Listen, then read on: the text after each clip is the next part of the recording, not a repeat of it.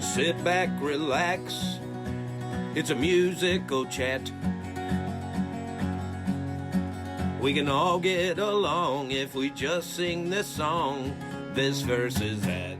Hello, and welcome back into another edition of This Versus That, where we break down some groups, some music, some songs, what it was like, what happened, what it's like now. This is your host, Michael Leopold. Thank you, sir. And that is your host, Bill Forness. Hey, welcome into another one. This is going to be a lighthearted, a very fun one where we took some hair bands of the 1980s and their ballads, their big ballads that hit. Most of them were like love song ballads. A lot of Aquanet. So right, there was a lot of Aquanet going on. Some wailing guitar solos, and then the softer side. And then the softer Pink Floyd, gentler side of Queensryche. All these hair bands always had to have the softer side, the slow dance, where you could dance with the girl with your hands in her pockets. You absolutely know there was a producer in the studio going, what is your song going to be? What's your ballad? Have you started working on it? Because I guarantee that was a conversation. That's a part of the formula. So let's see, what we tee it up with. Motley Crue's Home Sweet Home, or Bon Jovi's Wanted Dead or Alive. Right on. So, first of all, I have, and I think most boys, and I'm going back to my boyhood, have that kind of heavy metal gearhead in them that just want to party a little bit. You might not want to show that to some of the girls. Some of the girls you do, but for me, I could always turn on a Crue song when I'm hanging with the boys and turn it up and have a good time and blow it out. That was definitely party music for me. So when the ballads came, I mean, all you're thinking about then is making out. A good hairband ballad, whether it be, back in the day of April Wine or whatever, that's always what you were looking for at the high school dance, and these were the bands that seemed to know exactly what you were thinking. Uh-huh. But, I'm going to go on this one. I got to say for sure Bon Jovi for me. Dead or Alive is actually, I think, a great song. My favorite version is the acoustic version of that one that he does with Samboro. It brings out what I think is the best of that song. And I always like a little cowboy, in my rock and roll. So yeah. I easily, other songs I would go Crue, but on the ballad, these two head up, I got to go with John Bon Jovi. Who won it? I think this matchup, Motley Crue won by a little bit, just by a touch. It was a pretty tight match. So Tommy Lee, the drummer of Motley Crue, wrote the piano intro for Home Sweet Home. I dig that. At the same point, and this is why I put these two songs together, is because you have the iconic, as soon as you hear Richie Sambora's 12-string Ovation guitar come in with that guitar lick, that opening, you know exactly what that is, right? And that's what I like about both of them. You know exactly. Remember that game show or whatever? I can name that tune and whatever. Yeah. That's it, right? Like on either one of those, most of the folks anywhere within our age group is going to know that. So anyway, Vince Neil is that classic. Yeah. Hardcore. No, he's got he's got the shriek. He's got that. He still brings that to this softer song, and so that's what made me kind of waffle a little bit. But I just like Bon Jovi better overall. Right. Yeah. I think both of the songs were very similar in there. I like them both equally. My wife would kill me. So here's the thing. And she is always going to say Bon Jovi. Dawn's not here. I know. She's not here, but I got to live with her. So, and here's the deal. And it's a cool story. Her sister, my sister-in-law, her older sister, Tammy, won an MTV contest in like 1986. And in a limousine, who pulls up to their house in Belleville, Illinois, but Bon Jovi. Oh. They went out to dinner. Wow. And then they took her in their limousine to the concert, drove her home. I mean, so you can imagine, right? Like that, the whole family's like, John's yeah, a fine-looking man. Yeah, I mean, they were just in awe that this band came to their house, except for Dawn's dad. He is working in the garage, going, "What are these? Who are these girls here?" Well, John did tease his hair quite a bit back then they before he went and short. the long fringe jacket and stuff, and the boots. Yeah, how cute. Very Jersey. So yeah, I guess man, I don't know. I like them both equal. I can't really choose. I like them both for different. All right, fair enough. Different kind of reasons. All right, we won't hold it against you. Thanks, appreciate it. All right. The next one we got Queensryche's Silent Lucidity or Metallica's One. First of all, I gotta say, just out of the gate, I love an umlaut in a band name. I love the German two dots that change the sound of the letter that's sitting over. So I got to give Queensryche big props. Pretty good there for an umlaut. That nothing says heavy metal like an umlaut, right? Crew's got one. There's others, But for Silent Lucidity, when I listen to that song, I think you and I were talking about this. It doesn't sound anything like a Queensryche song. Where, like we were just talking about Bon Jovi and Motley Crue, that song sounded like a Motley Crue song. It was right in line with their genre, their style, their sound. Same with Bon Jovi, right? Yep. Queensryche, it's like this guy was channeling Roger Waters all of a sudden in Silent Lucidity.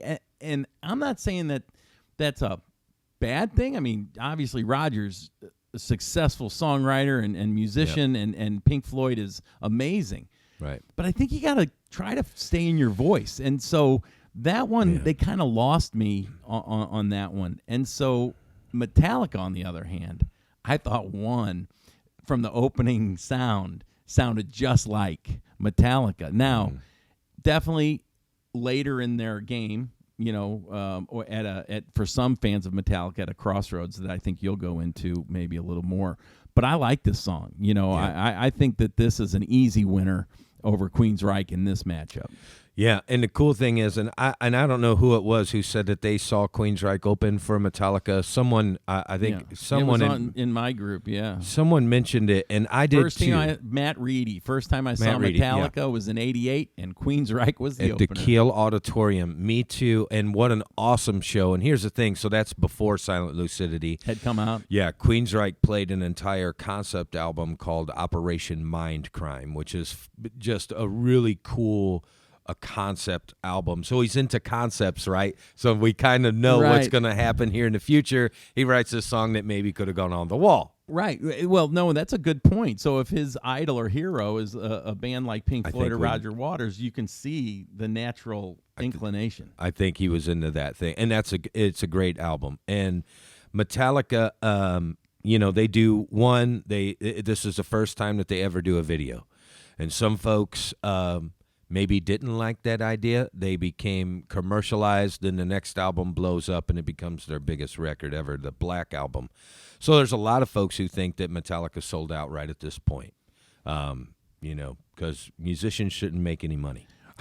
Right, they should toil in obscurity, playing in a four-water flat in a garage somewhere. Forever. Right. Forever. A die on your sword. Please, sir, yes. if you really love your music. Do not sell out. Oh, my gosh. So, and One, to me, is a very interesting lyrical song based off a movie called Johnny's Got His Gun, a 1950s movie about a guy in the war who got his arms and legs blown off. Oh, wow. And it's called... I did not know that. Right. And so he's laying there in the bed, and it goes through his thoughts in the movie and that sort of thing. Interesting film and a great subject for a song. I mean, and they, the ending of it just blows up. It's One for me, for sure. And the audience, 10-1, it was One over Silent Lucidity. Metallica is in that genre of music, and they're more than a hair band slightly. You know what I mean? They got a little something. They created a pathway for thrash metal bands, and really, a sound that was like no other, and they really brought something that everybody appreciated. I mean, even Sir Elton John, he's playing on that cover album they've got for Metallica that's coming out, the 40th that's right. anniversary or 30th anniversary, I forget. But he talks about those guys and how beautiful their songs are, the melodies. He's like the melodies in the Metallica songs, and he was just with them on a show. It may have been Howard Stern, and he was just gushing about these guys. And these guys were, they were like overwhelmed that Elton John was giving them so much props. It was really cool. I think they were more than just a hard rock band. I agree. They just had other elements, and they were able to bring them in, and that's that's why they're still talent. going where they are. Just talent. All right. So next up we had Poison, Bret Michaels, Every Rose Has Its Thorn, or Guns N' Roses' whistling, whimsical number, Patience. You had to have a lot of patience to get through the intro. That song, I was listening to that freaking whistle and waiting for that song to kick off. And it kept going and going. Man. And you start to think, when have I heard whistling in other songs? And I know I have.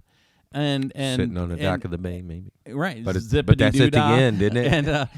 And there is some whistling going on, but I'd never remember that much whistling, and to the point where I go, I don't even know that I like whistling in a song. So thank you, Axl, for taking me there to where you really pushed me over to Bret Michaels and Poison, giving them a real shot for Every Rose Has Its Thorn, and I cannot hear Every Rose Has Its Thorn without thinking of the Dave Chappelle show anymore, where he's doing the whole rock and roll experiment with John Mayer, walking into a big room of white people and playing the guitar and watching them all dance, and then doing the same thing in a room full of black people and watch them do nothing, and then adding a drum, and then everybody's dancing. And they go walking out after their experiment's over. They go outside, and they got these two cops out there. One's white, one's black, and they start singing Every Rose. He starts playing Every Rose Has Its Thorn, and the black cop just starts singing. He goes, I grew up in the suburbs, and I was just laughing so hard. So this one for me is like a complete comedy fest, and I'm going Poison. Oh, I know, it's horrible. It's horrible. I know. I don't like Bret Michaels. I know, but that whistling just took me right out of the game. Oh my God! I'm gonna create you a mixtape, and I'll take the whistling out. We'll get right to it, right to the song. And you'll be like, help. "Oh, hey, this is a great tune." Yeah, I can't. I gotta go. Patience. So a lot. I can remember back when that came out. Every Rose Has Its Thorn. I remember when they both came out, but Every Rose Has Its Thorn. Every girl was just like, "Oh, he's listening to the guy on the radio," and it's like, it's no, so bad. This is bad. Yeah, it is bad. This is not good, know. And not that Patience is some great number, but at the same time, so I remembered, so wasn't that like an acoustic EP that comes out after the big Appetite for Destruction, which was gritty, growly, all these, big guitars, and then he came out and did that. And did it straight.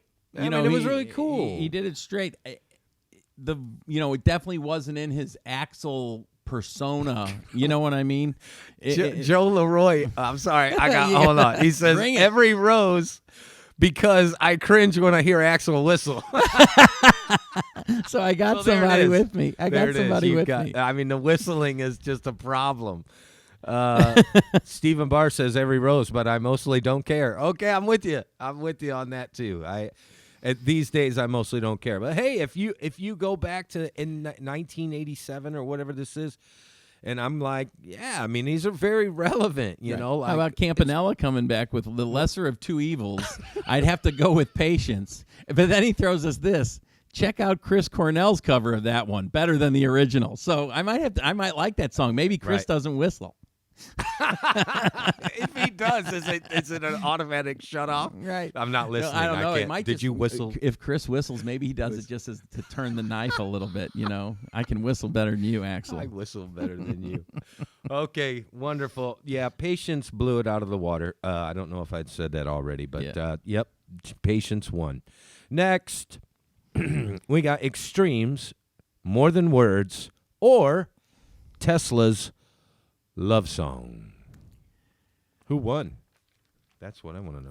I gotta believe. I think More Than Words won this one. Oh no, No, I mean like 10-1. It was Tesla. It was Tesla. You got to be It kidding was me. Tesla's love song. That's so funny. I had never heard that song, so I had to go listen to. You never heard Love Song? No, by Tesla. Really? No, in Okay. fact, I was listening to it and I turned on Extreme right after about halfway through the song, just so and look, I do not like Extreme. That song was overcooked on the radio. Yeah, it was everywhere. It sure was. You couldn't get away from it. MTV was still big then, and they played those guys. They Remember were that video? They're Yes. sitting on the stools. Yes. I remember. Oh, yeah. yeah. What was it 1989? I think. Right, so it was 88, probably when we're coming up with MTV Unplugged and all this acoustic set. So they're there on a couple of stools, harmonizing. Now look, they can sing. You got it. Yeah. The harmonies were fantastic, and that's what makes me like that song. And it's definitely got a hook.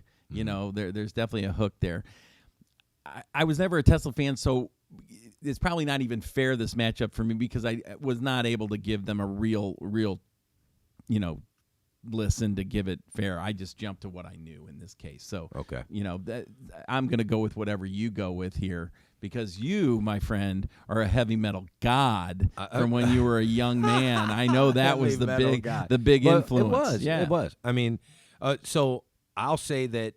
So I'm a huge Nuno Bettencourt fan, which is the guitar player singing those backup vocals on More Than Words, and all their other music. I mean, the guitar is just phenomenal. I mean, and he's still around. I don't think the band performs much anymore, but he's still out there performing and giving clinics and stuff. But I mean, his writing on those albums were fantastic. So and I like that song better. I mean, just constructually, I know it was overplayed for sure.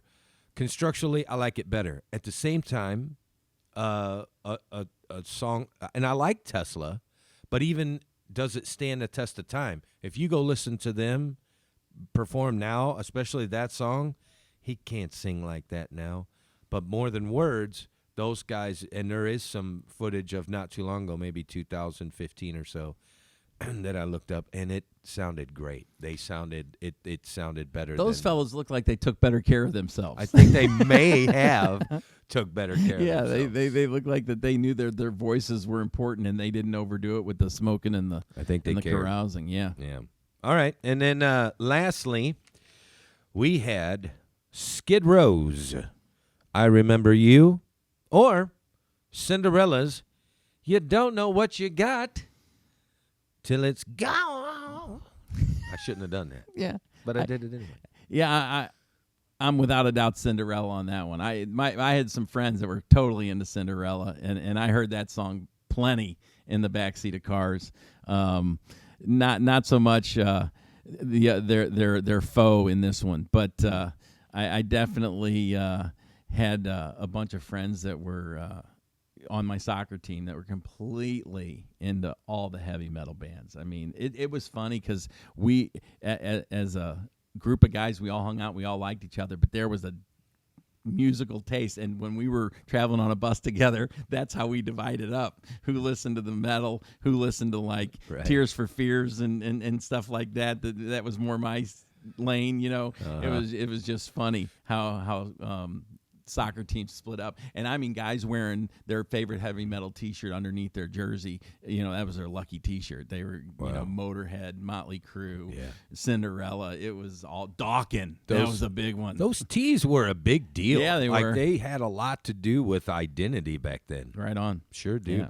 Yeah. Who'd you pick? I picked Cinderella. Cinderella. Okay. I'm man, I definitely, for just the quintessential hair band ballad, I gotta go Skid Row. Sebastian Bach's vocal, I mean, huge. Great name, by the way. And Skid Row, yeah. And Great they name. had some pretty good music. I mean, the first and second albums were decent, had some good songs. 18 in Life was actually, I thought, a cooler ballad song than I Remember You. It was still a little cliche in what it was, but it was always, if you had a breakup, these were the songs you kind of went to and you would sit with, right?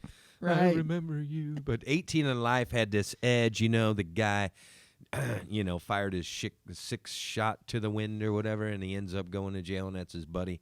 I don't know. I like the cooler content sort of songs, but I'm definitely going to go with Skid Row. All right. On that. Well, dude, you definitely have more clout and more credibility in this genre, but I don't have it that. was a lot of fun. That's a fun one. It was a lot of fun because that's a great thing about music is there's room for everybody under the umbrella. There is no right or wrong. There is no, one better than the other. It's whatever speaks to you, and then it tells a story, even with these bands, some of them I remember, exactly where I was at that time of my life, even though that's not my song, right? Or it takes me to the Chappelle show, right. That, it's always going to take you somewhere. Exactly. That's Hey, the beauty of it. Thanks a lot, folks, for tuning in again for TVT or This versus That. So Join come us- back and catch us on Spotify. We're on Spotify now. Make sure you subscribe to Spotify. Thank you for that, Bill.